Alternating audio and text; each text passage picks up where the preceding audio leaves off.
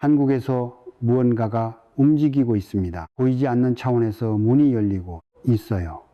2024년 12월 어느 새벽 텍사스 오스틴의 작은 기도실에서 한 여인이 눈을 감은 채 떨리는 목소리로 말했습니다. 그녀의 이름은 신디 제이커스. 1989년 베를린 장벽 붕괴를 1년 전에 정확히 예언했던 그 여인. 2008년 금융 위기를 미리 경고했던 바로 그 사람입니다. 그리고 이번에 그녀가 본 것은 대한민국이었습니다. 당시 그녀와 함께 기도하던 중보자들은 훗날 이렇게 증언합니다. 그 순간 방 안에 공기가 달라졌어요. 마치 무게가 실리는 것 같았습니다. 그녀는 눈물을 흘리며 계속해서 한국이라는 단어를 반복했죠.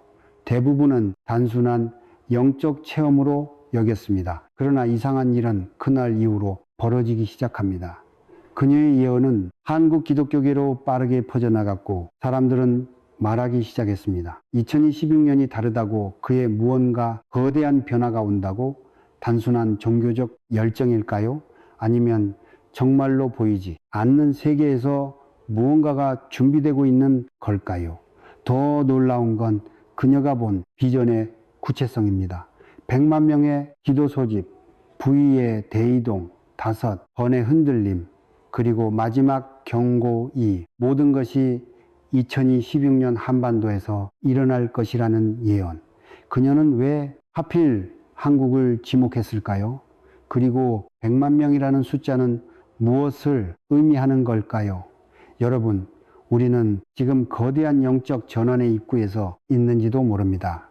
지금부터 우리는 이 미스터리의 중심으로 들어갑니다. 다음에서는 신디 제이커스가 실제로 예언했던 세계의 사건들과 그 놀라운 적중률의 비밀을 파헤쳐 보겠습니다. 신디 제이콥스가 남긴 말들은 단순한 종교적 수사가 아니었습니다. 그녀는 실제로 세계 곳곳에서 일어날 거대한 변화들을 수년 전에 정확히 예언해 왔습니다. 그리고 그 기록들은 모두 영상과 문서로 남아 있습니다. 1988년 그녀는 한 집회에서 이렇게 말했습니다.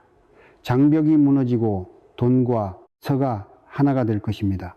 사람들은 거리로 쏟아져 나와 자유를 외칠 것입니다. 당시 사람들은 불가능하다고 여겼습니다. 냉전은 영원할 것처럼 보였으니까요. 그러나 불과 1년 뒤 1989년 11월 9일 베를린 장벽이 무너졌고 유럽의 지도는 완전히 다시 그려졌습니다. 그녀가 본 비전은 정확히 현실이 되었습니다. 이 예언이 적중한 직후 그녀의 이름은 전 세계로 퍼져나가기 시작합니다. 사람들은 그녀를 현대 예언자, 하늘의 통로라 부르기 시작했죠. 하지만 그것은 시작에 불과했습니다. 2007년 그녀는 또다시 경고합니다. 내년에 세계 경제에 큰 흔들림이 올 것입니다. 사람들은 집을 잃고 돈을 잃을 것입니다. 그러나 이것은 새로운 질서를 위한 준비입니다.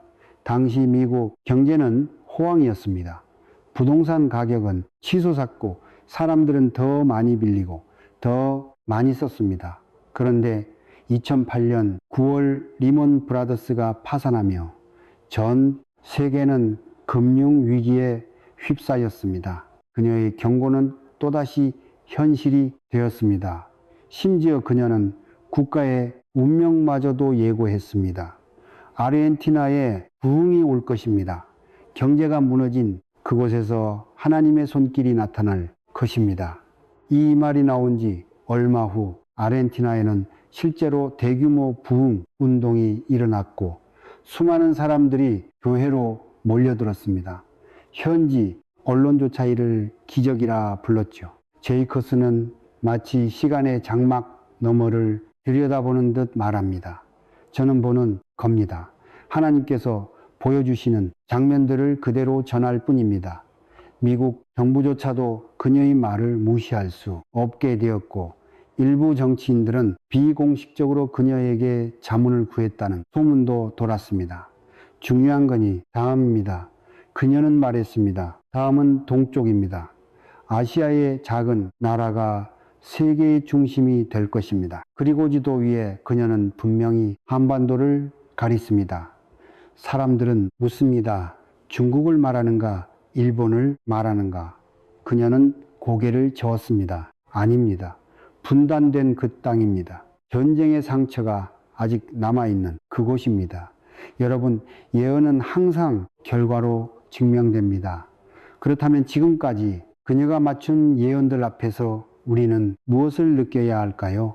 우연이라 치부하기엔 너무도 정확하고 단순한 추측이라 넘기기엔 너무도 구체적입니다. 그녀는 지금도 예언을 멈추지 않습니다. 그리고 그녀가 마지막으로 입을 연 대상은 바로 대한민국이었습니다. 하늘의 공급 창고가 열리고 있습니다. 한국에서 부위의 이전이 시작될 것입니다. 신디 제이콥스는 2024년 말한 집회에서 눈을 감은 최의 말을 남겼습니다. 그리고 이 예언은 단순한 은유가 아니라 2026년 한국의 경제 구조를 바꿀 초자연적 현상으로 해석되기 시작합니다. 그녀는 왜 부의 이전이라는 표현을 썼을까요? 그녀는 이를 이렇게 묘사했습니다. 악인의 손에 쌓여있던 재물이 의인의 손으로 옮겨갈 것입니다. 이것은 인간의 노력이 아닙니다. 하늘이 움직이는 것입니다. 경제 전문가들은 이 말을 어떻게 해석할까요? 첫째, 기존 권력의 부가 재분배된다. 둘째, 새로운 경제 주체들이 등장한다. 셋째, 예상치 못한 방식으로 돈의 흐름이 바뀐다. 신디 제이콥스는 이들이 순차적으로 일어난다고 했습니다. 이는 한 시대가 새로운 경제 질서를 통해 변화한다는 신호처럼 느껴집니다. 그리고 그녀가 남긴 또 하나의 말, 이분은 개인의 사치를 위한 것이 아닙니다. 마지막 영혼, 수술을 위한 것입니다. 이는 단순한 경제적 변화가 아니라 영적 목적을 가진 재정의 이동을 뜻하는 말로 해석됩니다. 그녀는 이어 말합니다. 부자가 가난해지는 것이 아닙니다. 가난한 자가 갑자기 부자가 되는 것도 아닙니다. 그보다는 자원이 올바른 곳으로 흘러가는 것입니다. 공급의 재배치, 통로의 변경, 그리고 목적의 전원이 동시에 예고된 셈입니다. 그리고 실제로 2025년 한국 경제는 예측 불가능한 변동성을 보이고 있습니다. 특히 이 예언이 기도운동과 연결된다는 점은 의미장합니다. 제이콥스는 기도가 하늘의 금고를 여는 열쇠라고 했습니다. 인간의 기도가 초자연적 공급을 촉발시킨다는 것이죠. 그렇다면 100만 명의 기도는 어떤 결과를 가져올까요? 그녀는 마지막 단서를 남깁니다. 씨앗이 열매를 맺습니다. 조상들이 눈물로 심은 기도가 이제 수확의 때를 맞습니다. 세대를 건너뛴 응답, 시간차 축복, 그리고 영적 상속의 개념입니다. 한국 기독교 역사 속 순교자들의 기도, 새벽을 깨운 어머니들의 눈물, 산 위에서 부르짖었던 중보자들의 간구가 지금 이 시대에 폭발적으로 나타난다는 암시입니다. 여러분, 2026년은 단순한 경제 회복의 해가 아닐 수 있습니다. 신디 제이콥스는 부의 이전을 두고 이렇게 말했습니다. 이것은 축복이면서 동시에 시험입니다. 받은 자가 어떻게 사용하느냐에 따라 나라의 운명이 달라집니다. 그렇다면 이 부은 누구에게 주어질까요? 어떤 목적으로 사용될까요? 아니면 이것 자체가 거대한 영적 함정일 수도 있을까요? 그녀는 떠나기 전 한 가지 경고를 남겼습니다. 돈을 사랑하는 자는 축복을 받지 못할 것입니다. 오직 나눔을 준비한 자만이 통로가 됩니다. 신디 제이콥스가 남긴 가장 강렬한 메시지, 그것은 단순한 숫자가 아니라 역사를 바꿀 영적 임계점이었습니다. 100만 명이 동시에 기도할 때 하늘이 움직입니다. 이 말은 무엇을 의미할까요? 한국 기독교 역사를 되짚어보면 100만이라는 숫자는 낯설지 않습니다. 1909년부터 1911년까지 벌어졌던 100만 명 구령운동이 있었습니다. 당시 한국의 기독교인은 고작 14만 명에서 20만 명 정도였지만 선교사들과 신자들은 100만 명 전도라는 불가능해 보이는 목표를 세웠습니다. 그리고 그들은 매일 기도하며 거리로 나갔습니다. 결과는 어땠을까요? 목표 100만 명에는 미치지 못했지만 그 운동 이후 한국 기독교는 폭발적으로 성장했습니다. 1907년 평양 대붕의 불길은 전국으로 번져 한반도는 기도의 땅으로 변모했습니다. 100만이라는 숫자 자체가 아니라 그 숫자를 향한 열정이 역사를 바꾼 것입니다. 신디 제이콥스는 이 역사를 알고 있었을까요? 그녀는 분명히 말했습니다. 한국에는 기도의 DNA가 있습니다. 그 DNA가 다시 깨어날 때입니다. 1903년 원산 부흥, 1907년 평양 대부흥, 1973년 빌리 그레암 집회, 1984년 여의도 주년 집회까지 한국은 늘 기도로서의 역사를 열어왔습니다. 그렇다면 2016년 100만 명의 기도는 무엇을 열까요? 제이커스는 이들의 일치된 기도는 악한 권세구조를 흔들 강력한 영적 주파수를 방출할 것이라고 했습니다. 마치 여리고 성벽이 나팔소리 무너진 것처럼 보이지 않는 차원의 장벽들이 무너진다는 것입니다. 그녀는 100만 명을 중보의 군대라고 불렀습니다. 각자가 전사입니다. 무기를 든 군인이 아니라 무릎을 꿇은 용사입니다. 이들이 동시에 기도하는 순간 하늘과 땅 사이에 다리가 놓이고 그 다리를 통해 응답이 쏟아진다는 비전입니다. 흥미로운 것은 그녀가 구체적인 시간까지 언급했다는 점입니다. 새벽입니다. 해가 뜨기 전 어둠이 가장 짙을 때 100만 명이 일어나 기도해야 합니다. 한국의 새벽 기도 전통과 정확히 일치하는 말입니다. 1907년 평양 대부흥도 새벽 기도회에서 시작되었습니다. 그리고 그녀는 이렇게 덧붙였습니다. 이것은 명령이 아닙니다. 초대입니다. 하나님께서 100만 명을 부르고 계십니다. 응답하는 자만이 그 역사의 일부가 될 것입니다. 강제가 아닌 자발적 참여, 의무가 아닌 은혜의 기회로 제시된 것입니다. 일부 비판자들은 묻습니다. 100만 명이라는 숫자가 정말 중요합니까? 적은 수의 진실한 기도가 더 낫지 않습니까? 그러나 성경을 보면 숫자는 때로 중요했습니다. 기드온의 300명, 오순절의 120명, 그리고 요한계시록의 14만사 명까지 숫자는 단순한 수량이 아니라 완전함과 성취의 상징이었습니다. 제이콥스는 100만 한국이 감당할 수 있는 최소 임계치라고 했습니다. 그보다 적으면 충분하지 않고 그보다 많으면 더 좋다는 것입니다. 하지만 최소한 100만이 모여야 하늘이 반응한다는 예언입니다. 그렇다면 지금까지 얼마나 모였을까요? 2025년 현재 한국의 기독교인 수는 약 1000만 명입니다. 100만 명은 그중 10분의 1입니다. 불가능한 숫자가 아닙니다. 그러나 단순히 숫자를 채우는 것이 아니라 같은 마음, 같은 영, 같은 목적으로 모이는 것이 관건입니다. 신디 제이커스는 마지막으로 이렇게 말했습니다. 100만이 모이는 날 여러분은 하늘이 찢어지는 소리를 들을 것입니다. 26년 한국에 5번의 흔들림이 올 것입니다. 신디 제이콥스가 이 말을 했을 때 사람들은 두려움에 떨었습니다. 흔들림이라는 단어는 보통 재앙을 의미하니까요. 그러나 그녀는 즉시 덧붙였습니다. 이것은 심판이 아닙니다. 정화입니다. 깨어남을 위한 하나님의 자비로운 경고입니다. 그렇다면 5번의 흔들림은 무엇일까요? 그녀는 이를 5가지 영역으로 구분했습니다. 첫 번째 흔들림은 정치입니다. 권력의 자리가 흔들릴 것입니다. 사람들이 믿었던 구조가 무너지고 새로운 질서가 요구될 것입니다. 2025년 한국의 정치 상황을 보면 이미 그 징조가 나타나고 있습니다. 탄핵과 복귀, 분열과 대립 속에서 국민은 지쳐가고 있습니다. 페이크업스는 이 흔들림을 통해 거짓된 것이 드러나고 진실한 지도자가 부름받을 것이라고 했습니다. 두 번째, 흔들림은 재정입니다. 돈의 흐름이 바뀔 것입니다.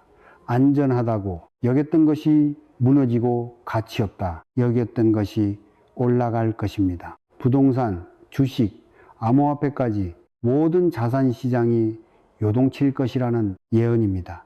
그러나 그녀는 이 흔들림은 파괴가 아니라 재배치라고 강조했습니다. 잘못된 곳에 쌓인 부가 올바른 곳으로 이동하는 과정이라는 것입니다. 세 번째 흔들림은 자연입니다. 땅이 흔들리고 하늘이 요동칠 것입니다. 그러나 이것은 땅의 분노가 아니라 하늘의 신호입니다. 지진, 폭우, 폭 같은 자연재해가 예고되었습니다. 한국은 지진 안전지대였지만 최근 몇 년간 지진 비인도가 증가하고 있습니다. 기후변화로 인한 이상, 기후도 심해지고 있지요. 제이콥스는 자연의 흔들림은 사람들을 겸손하게 만들 것이라고 했습니다.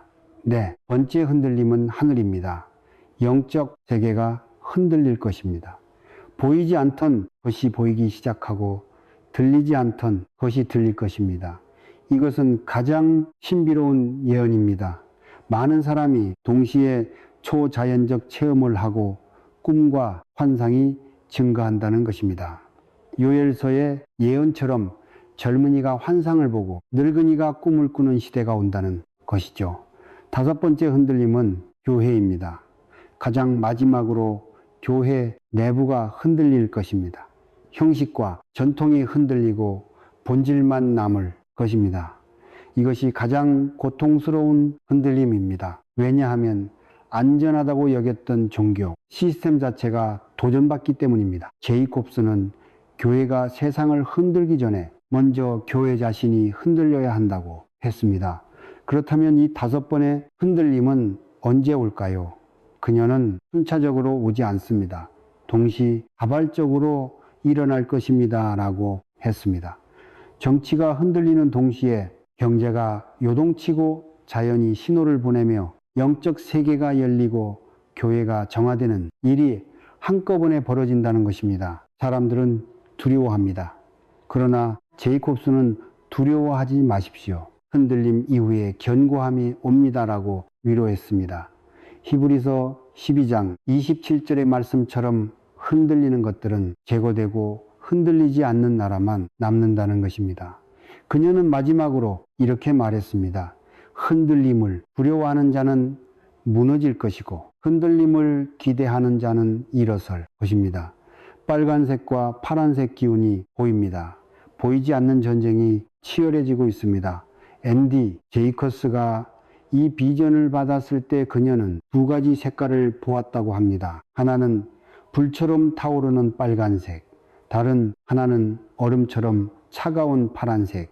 이 두 색이 한반도 위에서 격렬하게 충돌하고 있었다는 것입니다. 영적 전쟁이란 무엇일까요? 보이는 세계, 넘어 보이지 않는 차원에서 벌어지는 선과 악의 대결입니다. 에베소서 6장 12절은 말합니다. 우리의 씨름은 혈과 육을 상대하는 것이 아니요 통치자들과 권세들과 이 어둠의 세상 주관자들과 하늘에 있는 악의 영들을 상대함이라. 바로 이 전쟁이 한국 상공에서 벌어지고 있다는 것입니다. 제이콥스는 빨간색을 성령의 불로 해석했습니다. 정화하고 새롭게 하며 능력을 주는 하나님의 임재를 상징합니다. 반면 파란색은 냉소와 무관심의 영입니다. 믿음을 쉽게 만들고 열정을 잃게 하며 체념하게 만드는 어둠의 세력이죠. 그녀는 지금 한국 교회는 이 두 영 사이에서 갈등하고 있습니다. 라고 진단했습니다. 한편에서는 부흥을 외치고 기도하며 금식하는 사람들이 있습니다. 다른 한편에서는 형식에 갇히고 세속에 물들며 미지근해진 사람들이 있습니다. 이 두 세력의 충돌이 곧 영적 전쟁의 본질이라는 것입니다. 그렇다면 이 전쟁에서 승리하려면 어떻게 해야 할까요? 제이콥스는 미지근한 신앙을 버리고 성령의 불로 돌아가야 합니다. 라고 강조했습니다. 요한계시록 3장 16절에 라오디기아 교회처럼 뜨겁지도 차갑지도 않은 상태는 가장 위험하다는 것입니다. 그녀는 구체적인 무기를 제시했습니다. 첫째, 회개입니다. 개인의 죄뿐 아니라 세대의 죄, 나라의 죄를 회개해야 합니다. 다니엘이 이스라엘의 죄를 자신의 죄처럼 고백했던 것처럼 중보적 회개가 필요하다는 것입니다. 둘째, 기도입니다. 그러나 형식적 기도가 아니라 영과 진리로 드리는 기도여야 합니다. 한국은 새벽 기도의 나라입니다. 그러나 습관만 남고 능력이 사라진 기도는 무용하다는 경고입니다. 셋째, 말씀입니다. 성경을 읽는 것이 아니라 성경이 나를 읽게 해야 합니다. 말씀이 검처럼 우리를 찔러 뼈와 골수를 쪼개고 마음의 생각과 뜻을 판단하게 해야 한다는 것입니다. 넷째, 찬양입니다. 찬양은 어둠을 물리치는 강력한 무기입니다. 사울왕을 괴롭히던 악령이 다윗의 수금소리에 물러갔던 것처럼 진정한 예배는 영적 세력을 무너뜨린다는 것입니다. 그리고 제이콥스는 마지막으로 일치입니다라고 강조했습니다. 분열된 군대는 싸우기 전에 이미 패배한 것입니다. 교단과 교파를 넘어 한마음 한뜻으로 써야 합니다. 100만 명의 기도가 강력한 이유도 바로 이 일치 때문입니다. 그녀는 경고합니다. 빨간색이 파란색을 이기느냐, 파란색이 빨간색을 삼키느냐는 여러분의 선택에 달렸습니다. 방관자는 없습니다. 중립도 없습니다. 미지근함은 곧 패배를 의미합니다. 그리고 그녀는 마지막 비전을 나눕니다. 저는 한반도 위에 거대한 불기둥이 솟아오르는 것을 보았습니다. 그 불이 사방으로 퍼져나가 아시아 전체를 밝히고 있었습니다. 한국이 단지 자국의 부흥만 경험하는 것이 아니라 아시아 선교의 불씨가 된다는 예언입니다. 여러분, 영적 전쟁은 이미 시작되었습니다. 문제는 우리가 어느 편에서 있느냐입니다. 불의 편입니까? 얼음의 편입니까? 아니면 아직도 방관자로 남아 있습니까? 신디 제이커스는 외칩니다. 일어나십시오. 잠에서 깨어나십시오. 전쟁은 기다려주지 않습니다. 조상들이 심은 씨앗이 이제 열매를 맺습니다. 신디 제이커스가 본 아름다운 비전 중 하나는 바로 이것이었습니다. 한국의 과거와 현재와 미래가 하나의 타임라인으로 연결되어 있고 그 연결고리가 바로 기도라는 것입니다. 그녀는 저는 100년 전 한국 땅을 보았습니다. 라고 시작했습니다. 가난한 조선시대 말기 일제강점기 아래 신음하던 그 땅에서 어머니들이 울며 기도하고 있었습니다. 자식을 위해, 나라를 위해, 민족을 위해 눈물로 씨를 뿌리고 있었죠. 실제로 1907년 평양 대부흥 때 수많은 사람이 밤새 통곡하며 회개했습니다. 1919년 3.1운동 직전 기독교인들은 독립을 위해 금식하며 기도했습니다. 1950년 한국전쟁 중에도 비난민 교회에서는 찬송과 기도가 멈추지 않았습니다. 제이콥스는 그 기도들이 사라지지 않았습니다. 라고 말합니다. 하나님은 모든 기도를 금대접에 담아 복원하십니다. 시간이 되면 그 향이 하늘에서 땅으로 쏟아집니다. 요한계시록 5장 8절의 그림입니다. 각 짐승과 24 장로들이 검은거와 향이 가득한 금대접을 가졌으니 이 향은 성도의 기도들이라. 그렇다면 언제 쏟아질까요? 지금입니다. 2026년이 바로 그 시점입니다. 제이커스는 이를 세대적 보상이라고 불렀습니다. 한 세대가 뿌린 씨앗을 다음 세대가 거둔다는 원리입니다. 구약시대에도 이런 일이 있었습니다. 아브라함이 받은 약속은 이삭에게서 이루어지기 시작했고 야곱에게서 확대되었으며 요셉을 통해 온 가족을 살렸습니다. 모세가 시작한 출애굽은 여호수아가 완성했습니다.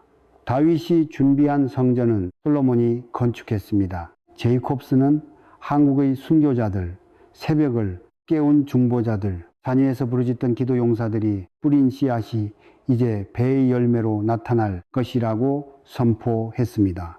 구체적으로 어떤 열매일까요? 첫째, 영혼의 대추수입니다. 한 번도 교회에 가본 적 없는 사람들이 물밀듯이 몰려올 것입니다. 사도행전 2장 오순절처럼 하루에 3,000명, 5,000명씩 믿음을 고백하는 일이 일어난다는 것입니다. 둘째, 치유와 기적입니다. 의학으로 설명할 수 없는 일들이 연속적으로 발생할 것입니다.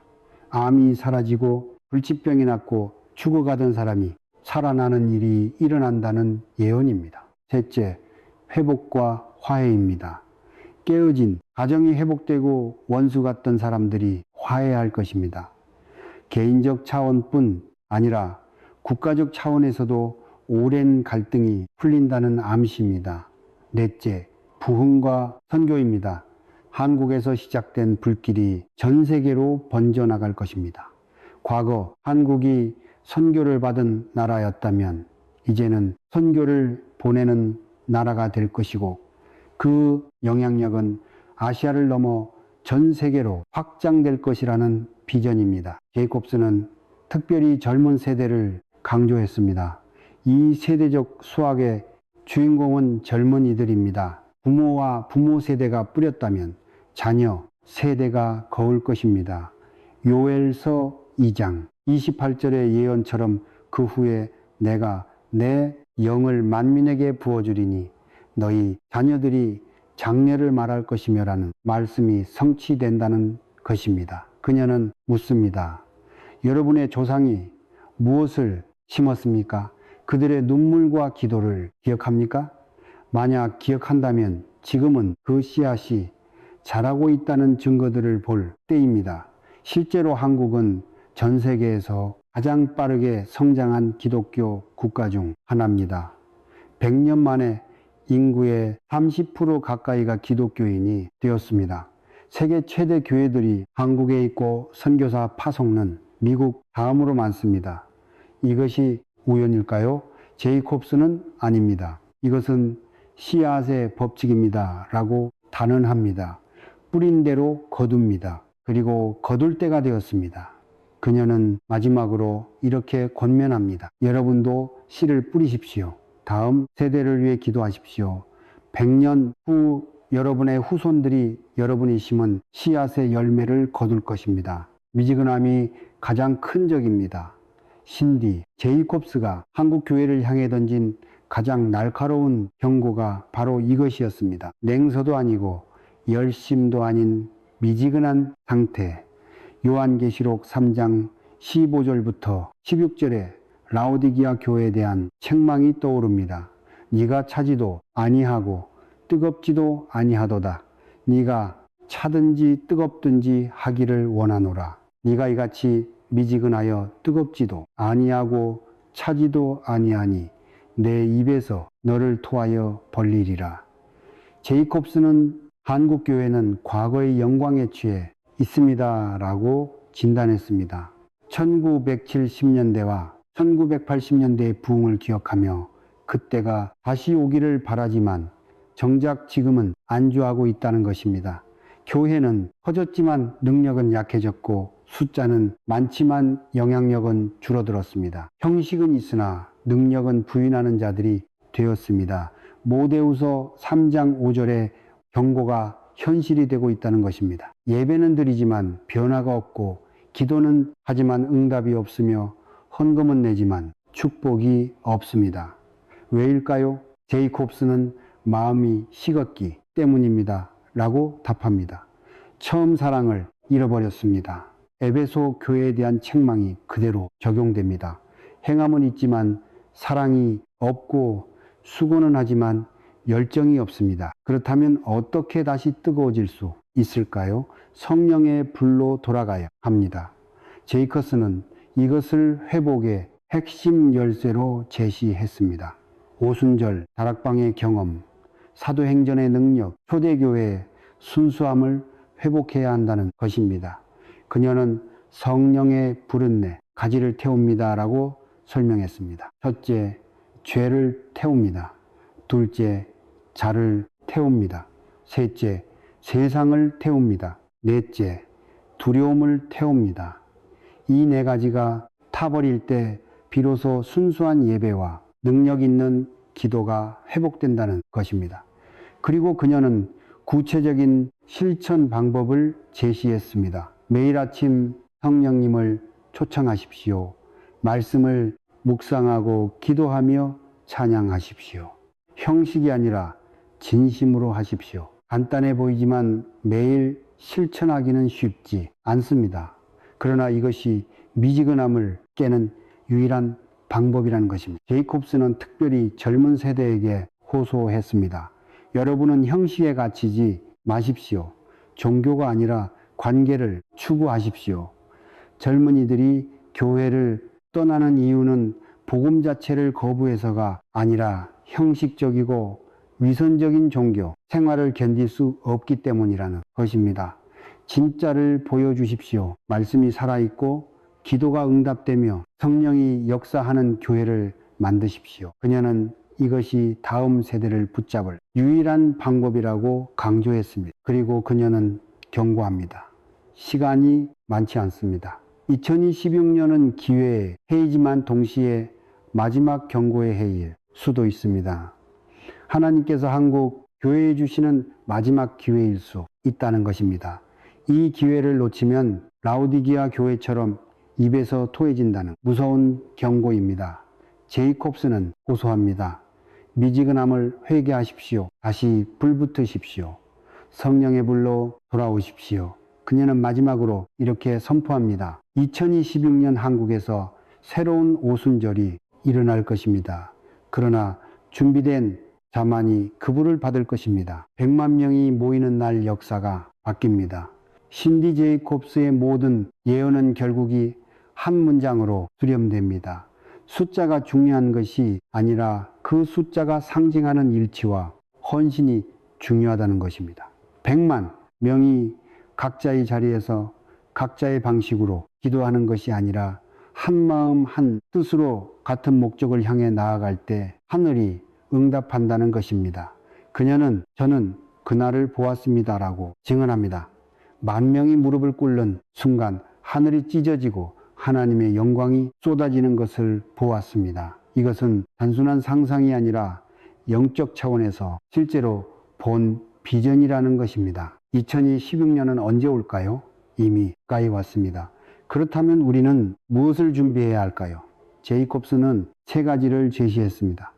첫째, 회개입니다. 개인의 죄를 회개하고 가정의 죄를 회개하며 나라의 죄를 회개하십시오. 다니엘처럼 중보적 회개가 필요합니다. 내가 짓지 않은 죄도 우리 민족의 죄로 고백하는 것입니다. 둘째, 기도입니다.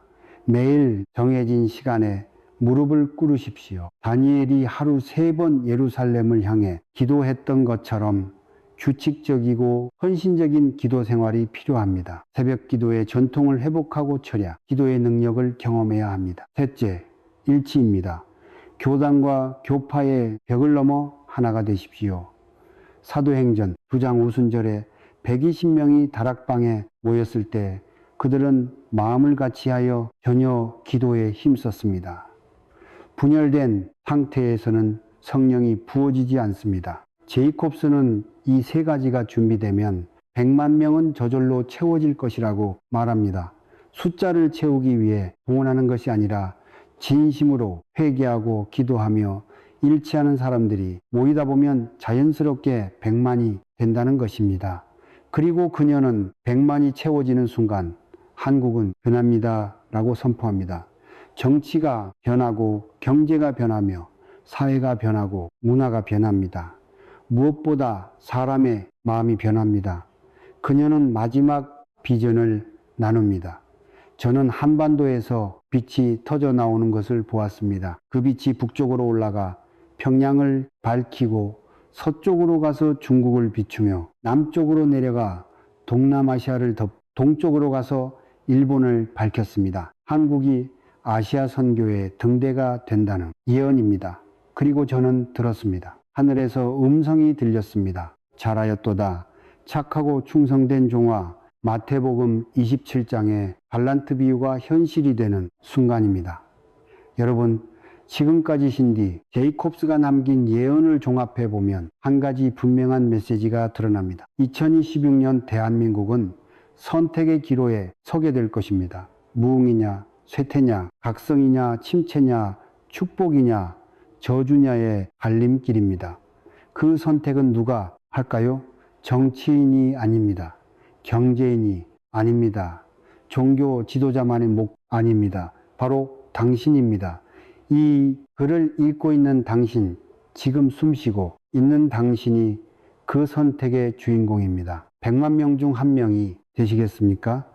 부의 이전에 통로가 되시겠습니까? 흔들림 속에서 견고히 서시겠습니까? 영적 전쟁의 용사가 되시겠습니까? 세대적 수확을 거두시겠습니까? 미지근함을 버리고 성령의 불로 돌아오시겠습니까? 신디 제이콥스는 떠났습니다. 더는 그녀에게 새로운 예언을 들을 수 없습니다. 하지만 그녀가 남긴 메시지는 여전히 살아있고 여전히 우리를 부르고 있습니다. 그녀의 마지막 말이 귀가에 울립니다. 기회는 오지 않습니다. 그것은 스스로 만드는 것입니다. 2026년을 기다리지 마십시오. 지금부터 준비하십시오. 오늘부터 회개하십시오. 이 순간부터 기도하십시오. 하늘의 문은 열렸습니다. 공급의 창고는 준비되었습니다. 100만 명의 자리는 비어 있습니다. 이제 당신의 선택만 남았습니다. 일어나시겠습니까? 무릎 꿇으시겠습니까? 함께 하시겠습니까? 역사는 기다리지 않습니다. 2026년은 곧 옵니다. 그날 당신은 어디에서 있을까요? 100만 명 중 한 명으로 역사의 일부가 되어 있을까요? 아니면 방관자로 남아 후회하고 있을까요? 지금 이 순간 결정하십시오. 지금 이 순간 무릎을 꿇으십시오. 지금 이 순간 기도를 시작하십시오. 하늘은 응답할 준비가 되어 있습니다. 땅은 변화를 갈망하고 있습니다. 100만 명의 기도가 모이는 날 한국은 새로운 역사를 쓰게 될 것입니다. 그날 당신도 함께 있기를 간절히 소망합니다. 이 영상이 도움이 되셨다면 구독과 좋아요 부탁드립니다. 여러분의 작은 응원이 더 많은 진실을 전하는 힘이 됩니다. 댓글로 여러분의 생각을 나눠주세요. 함께 기도하고 함께 준비하는 우리가 되기를